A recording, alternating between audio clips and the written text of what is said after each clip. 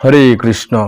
প্রিয় সনাতনী বৃন্দ, আপনি যদি সনাতন ধর্মে জন্মগ্রহণ করে থাকেন, আপনি নিজেকে নিয়ে গর্বিত মনে করুন। আপনি গর্ববোধ করুন যে আপনি সনাতন ধর্মে জন্মগ্রহণ করছেন। কেননা বহু নামান্তে বহু জন্মের ফলে কেউ সৌভাগ্যের ফলে এই সনাতন ধর্মে জন্মগ্রহণ করতে পারে। কেননা এই সনাতন ধর্ম হলো আদি ধর্ম, এই সৃষ্টির প্রাচীন ধর্ম। এই ধর্মের থেকে সমস্ত ধর্মের সৃষ্টি হয়েছে। যারা অত্যন্ত পুণ্যবান, যারা অত্যন্ত সৌভাগ্যবান, তারাই কেবল হিন্দু হয়ে জন্মগ্রহণ করতে পারে, তারাই কেবল সনাতন ধর্মে জন্মগ্রহণ করতে পারে। আপনি যদি নিজেকে সনাতনী বলে দাবি করে থাকেন, তাহলে আপনার উচিত নিজেকে নিয়ে গর্ববোধ করা। কেননা স্বামী বিবেকানন্দ বলেছেন যে তোমার জন্ম হয়েছে সনাতন ধর্মে, তোমার জন্ম হয়েছে হিন্দু ধর্মে, তুমি তোমার জন্ম নিয়ে গর্ববোধ করো। যে কেননা তোমার পুণ্য আছে বলেই তুমি সনাতন ধর্মে জন্মগ্রহণ করতে পেরেছো, তোমার পুণ্য আছেই বলেই তুমি হিন্দু হয়ে জন্মাতে পেরেছো, হিন্দুর ঘরে জন্মাতে পেরেছো। সবার ভাগ্য হয় না এই সনাতন ধর্মে জন্মগ্রহণ করার।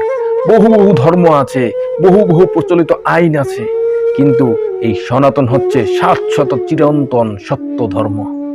এটি পূর্বে ছিল, বর্তমানে আছে, ভবিষ্যতেও থাকবে। এটি সৃষ্টির আদি ধর্ম, স্বয়ং ঈশ্বর প্রদত্ত ধর্ম হচ্ছে সনাতন ধর্ম।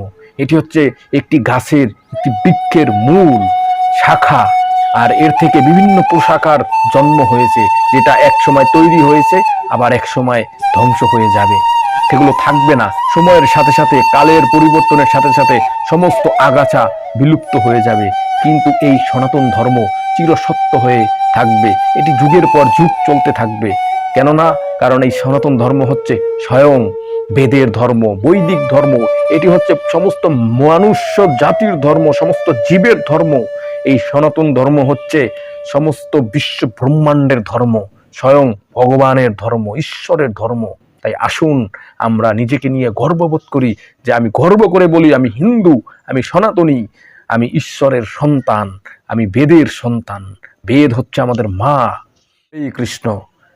আপনি সনাতনী হয়ে থাকলে একবার জয় শ্রীরাম বলুন, জয় শ্রীরাম। হরে কৃষ্ণ।